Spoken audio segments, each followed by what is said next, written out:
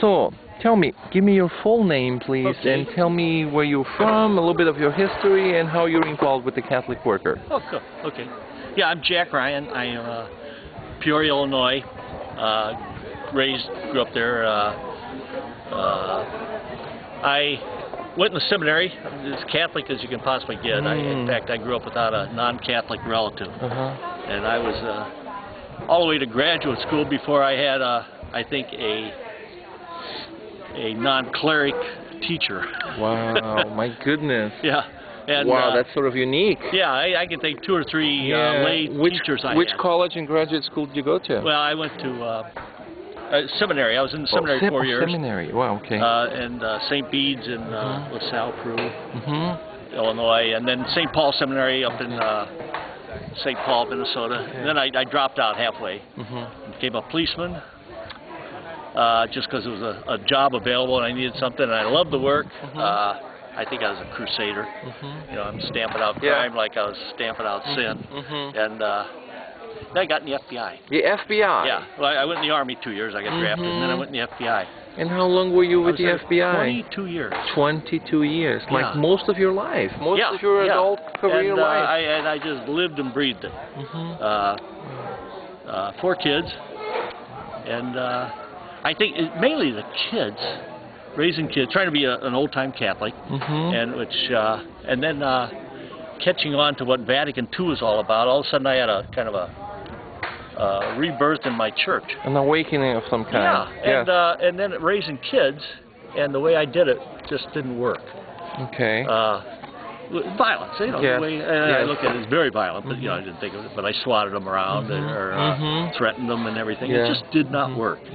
And looking for a better way. Wow.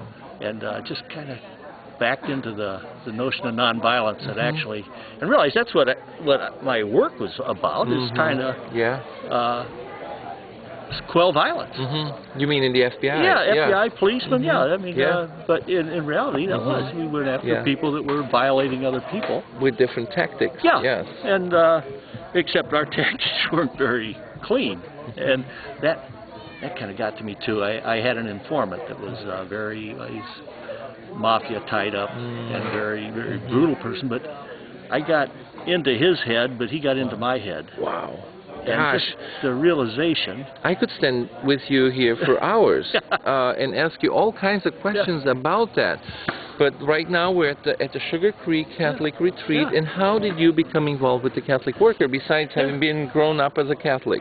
I think, I'll pin it down about 1979, 78.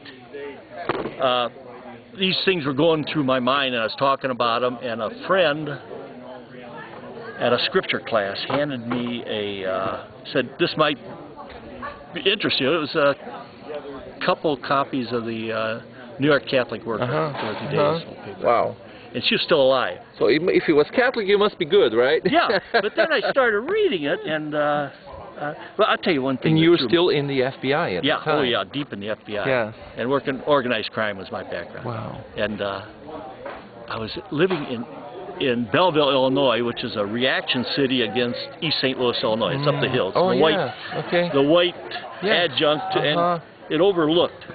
And East St. Louis is a third world city. I'm familiar with it. I was there this summer and drove into against everybody's wishes. Yes. And I worked there, and I'd go down there every day and stir up trouble and getting people to help me save them and get them out of trouble. And then I'd go up the hill. And what a contrast, 5 o'clock, they still got the problems, but I'm in a different world. These things started adding up. Yeah. And anyway, then I moved to Peoria. Dorothy Day died in 1980. Okay. Because I remember that. I was really so you, following close. By then, you already had dug into it a little bit. Just to the paper. Yes, But you knew who she was. Yeah. Yeah. And I moved to Peoria and got back to my hometown, still in the FBI. And a friend told me, we got a good Catholic worker house. You ought to stop in. Well, I did. Introduced myself to the young guy running it, and he's a great guy. He was just overwhelmed by what was going on, and I just said, and I'm with the FBI. He said, well, I'm a pacifist. A guy named Brian Green, neat guy, and I didn't even realize why he had to throw that reaction at me, Yeah. In other words, Yeah. it was in counter to what I said, Yeah. and I didn't see any contradiction. Right.